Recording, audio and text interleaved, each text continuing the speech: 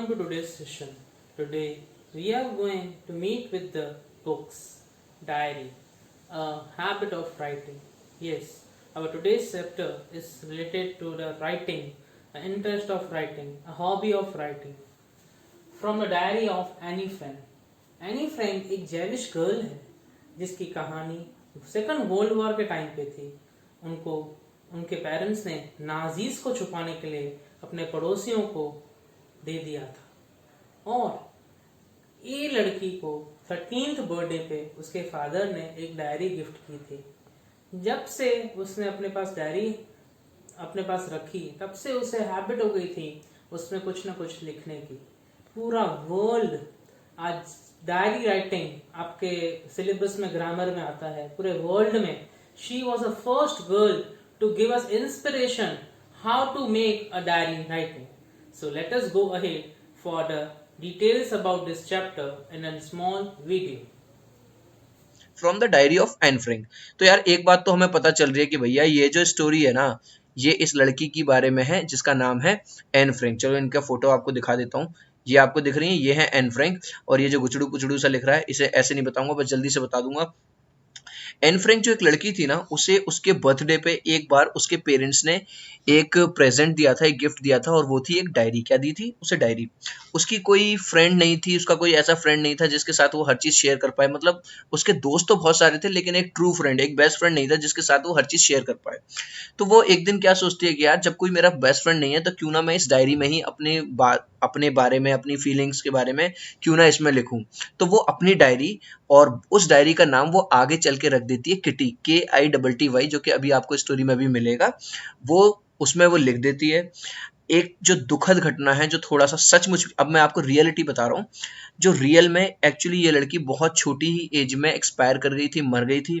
इनके फादर को उसकी डायरी मिली इनके मरने के बाद, तो इन्होंने उस डायरी को पब्लिश करवाया। ध्यान रखना इस वाली बात को, मैं क्या बता रहा हूँ। जो एन फ्रैंक थी वो बहुत यंग एज में एक्सपायर कर गई थी। उनके फादर को, यानी एन फ्रैंक के फादर को, उनके मरने के बाद उनकी डायरी मिली थी और उन्होंने उसे पब्लिश करवाया।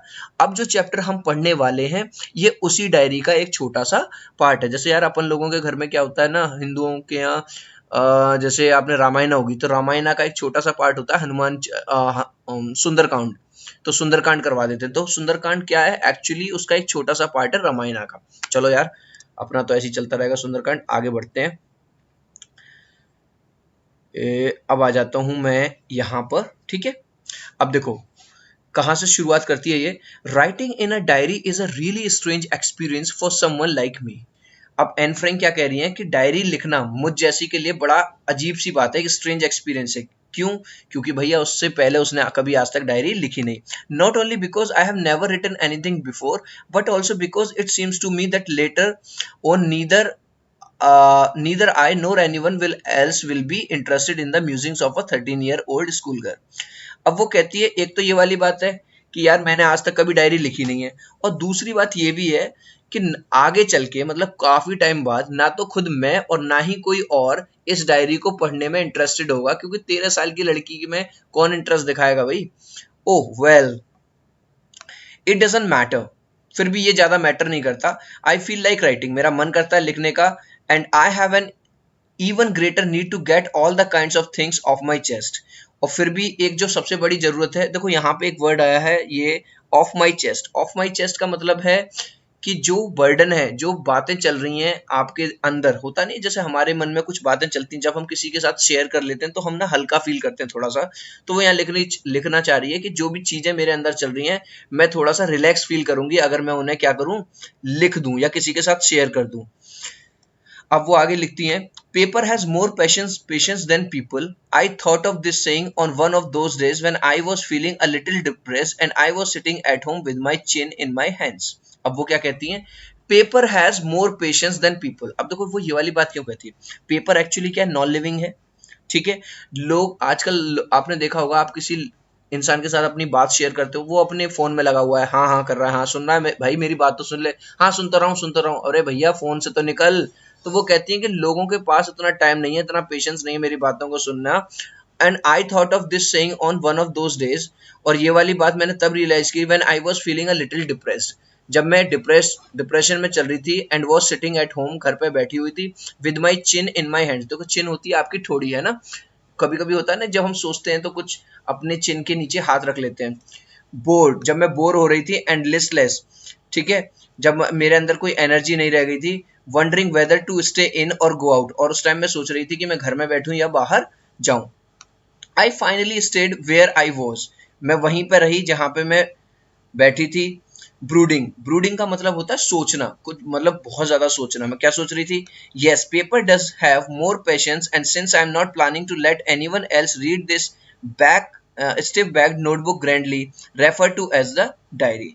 अब वो वहां पे मतलब अपने घर में बैठी बैठी सोच रही थी कि लोगों के पास टाइम नहीं है, पेशेंस नहीं है, तो इससे बढ़िया तो क्या होता है यार, डायरी होती है, कोई पेपर होता है, उस पर कम से कम अपने दिल की सारी भड़ास, अपने दिल में जो चल रहा है, ठीक है, प्रेम प्यार कुछ भी है, वो मैं कम से कम कर सकती हूँ। अब देखो यहाँ पे एक वर्ड आया है स्टिफ बैग्ड। स्टिफ बैग्ड आप लोगों ने देखा होगा, डायरी का जो आगे का हिस्सा और पीछे का हिस्सा होता है गत्ता होता है, मतलब हार्ड कवर होता है ना, तो उसके लिए वो लिखती है हार्ड कवर। और फिर वो कह रही है कि since I am not planning to let anyone else, और क्योंकि मैं इस डायरी, ये मेरी पर्सनल डायरी होने वाली है, मैं किसी और को तो इसे पढ़ने दूंगी नहीं।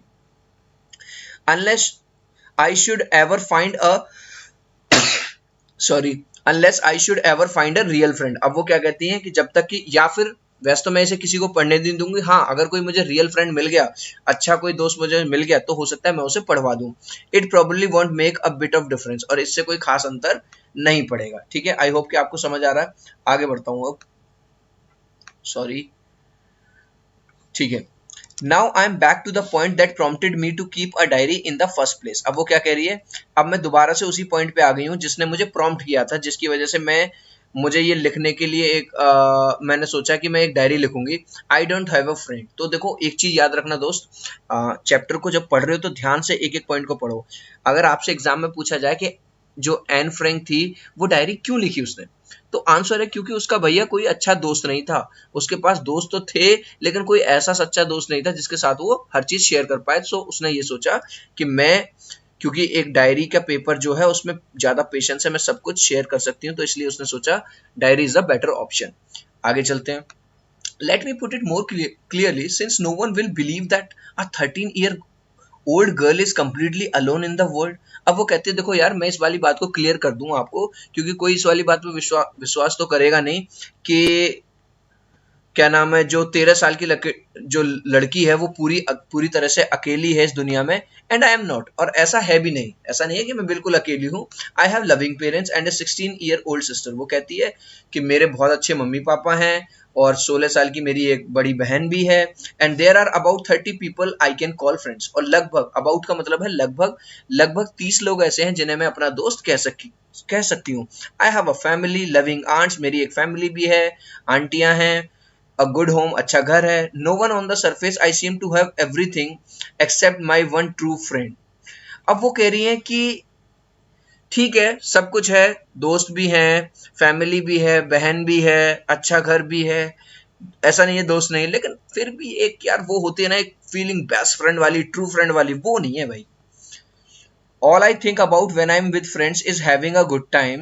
I can't bring myself to talk about anything but day ordinary everyday things. अब वो कहती है हाँ ठीक है, जो मेरे दोस्त हैं, जिन्हें मैं दोस्त बता रही हूँ आप लोगों को, हाँ मेरे दोस्त हैं, उनके साथ मैं जनरल बातें तो कर सकती हूँ रोजमर्रा की, लेकिन अगर मुझे कोई खास बात करनी हो, कुछ बात करनी हो, वो मैं उनके साथ नहीं कर सकती। I can't bring myself to talk about anything, है ना, कुछ खास नहीं बात कर सकती, मैं जनरल बातें उनके साथ कर सकती हूँ। तो एक चीज हमें बार बार पता चल रही है कि ऐसा नहीं था कि एन फ्रैंक बिल्कुल इंट्रोवर्ट थी, किसी से बात नहीं करती थी, या उनके दोस्त नहीं थे, दोस्त थे, लेकिन हाँ जो एक पर्सनल फ्रेंड होता है, कोई ऐसी सहेली जिसके साथ चटर पटर करी जाए हमेशा, वो नहीं थी उनकी लाइफ में।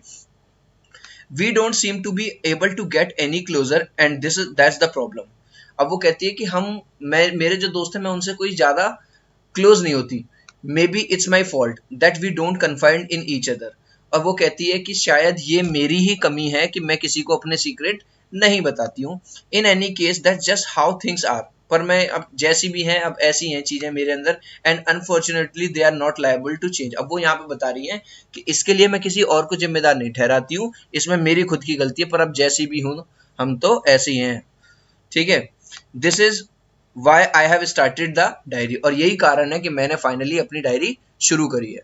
चलिए, to enhance the image of this long awaited friend in my imagination, I don't want to jot down the facts in this diary the way most people would do, but I want the diary to be my friend and I am going to call this friend Kitty. अब वो कह रही है to enhance the image of this long awaited friend, अब वो diary को अपना friend मान रही है। कौन? एन फ्रैंक क्या कह रही है, जो डायरी है ये कोई डायरी नहीं है, ये मेरी फ्रेंड है।